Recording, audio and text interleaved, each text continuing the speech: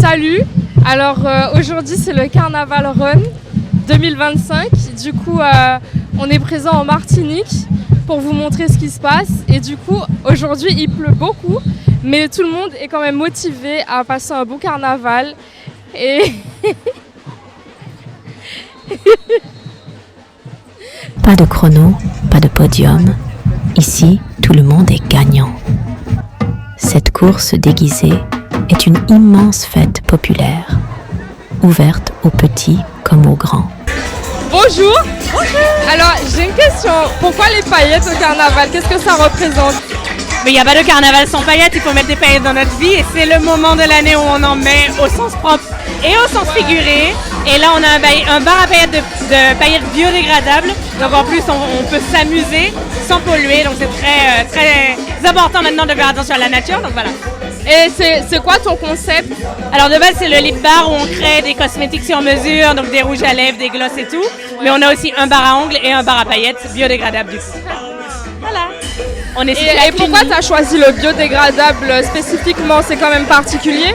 Alors déjà, la loi est passée depuis octobre 2023, donc normalement on n'a pas le choix. Et en fait, ça a permis de toute façon d'aller dans le vert, entre guillemets, tu vois, de faire attention à l'environnement. C'est cool dans tous les cas. C'est les paillettes. Les paillettes, c'est des microplastiques et mine de rien, ça s'envole partout. Et quand ça va dans les océans et tout, c'est pas bien. Donc voilà, c'était l'obligation, mais au final, ça fait du bien à tout le monde. Aujourd'hui, ils sont près de 1500 participants à répondre à l'appel du Rotary Club de Schœlcher pour un 5 km pas comme les autres. Déguisements colorés, show DJ, animation. Mais derrière les confettis et la musique, un message fort. Les enfants atteints de troubles TYS ont besoin de notre soutien. Est-ce qu'on peut dire que c'est des troubles neurodivergents?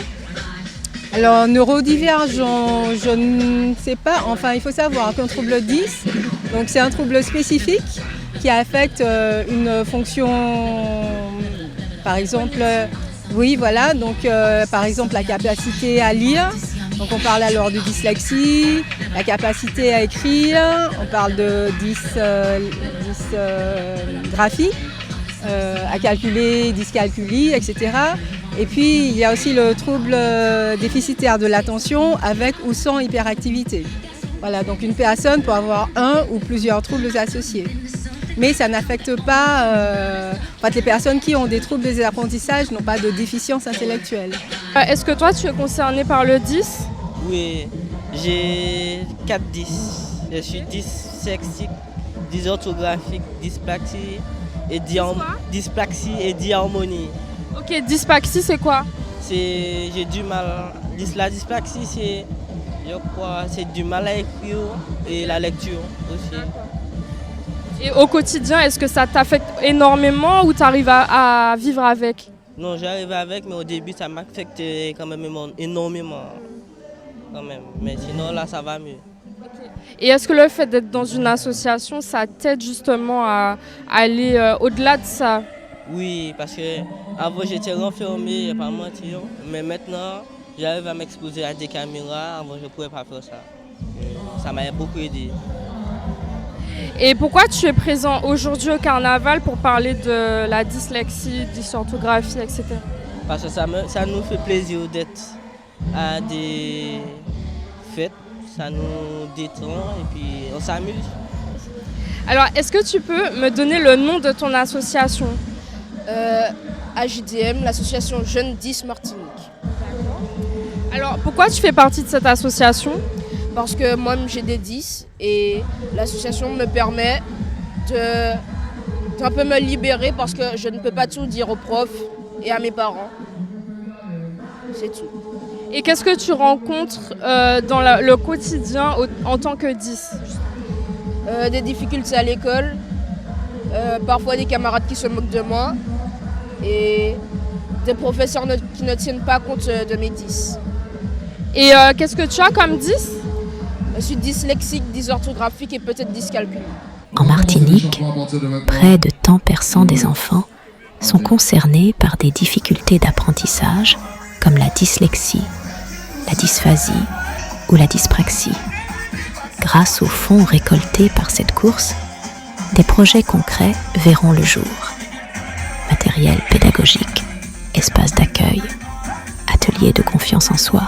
Est-ce que vous avez fait face vous-même à un parent qui est dyslexique ou autre? Alors, je suis parent moi-même d'un enfant qui est donc dysgraphique, dysorthographique, dyslexique. Et alors, qu'est-ce que ça fait au quotidien pour lui ou pour vous aussi? Alors, les difficultés, c'est surtout au niveau de l'école. C'était de pouvoir récupérer les devoirs, l'accompagner dans les difficultés qu'il avait au niveau de l'écriture. Donc il y a tout un cheminement à faire, il y a tout un processus, c'est faire des dossiers MDPH pour avoir quelqu'un pour les aider. Est-ce que votre enfant vous a fait part de ses doutes? Oui, il m'a fait part de ses doutes, pas très jeune, pas quand il était jeune, mais plus tard, oui, puisque quand il est arrivé au collège et au lycée, c'était difficile pour lui de faire face aux autres élèves et aux enseignants par rapport à la problématique. Donc il fallait être présent pour lui montrer que malgré ses difficultés, il pouvait y arriver et de reprendre surtout confiance en lui. Est-ce qu'il a une fois eu envie d'abandonner l'école? Oui, plusieurs fois. Il a eu envie d'abandonner l'école, mais j'ai été présente et il a eu aussi des aides extérieures, comme l'ordinateur pour pouvoir arriver à écrire correctement. Et donc là, effectivement, le fait d'avoir eu un soutien lui a permis de pouvoir apprécier l'école différemment. Mais ici, on transforme les défis en force. Et quoi de mieux que la musique et la fête pour finir en beauté? Place à la Carnival Run Mix Party avec les meilleurs DJ de Martinique. Et si vous aussi, vous voulez faire partie de l'aventure, rendez-vous sur www.carnivalrun.fr pour rejoindre le mouvement et soutenir les jeunes DYS.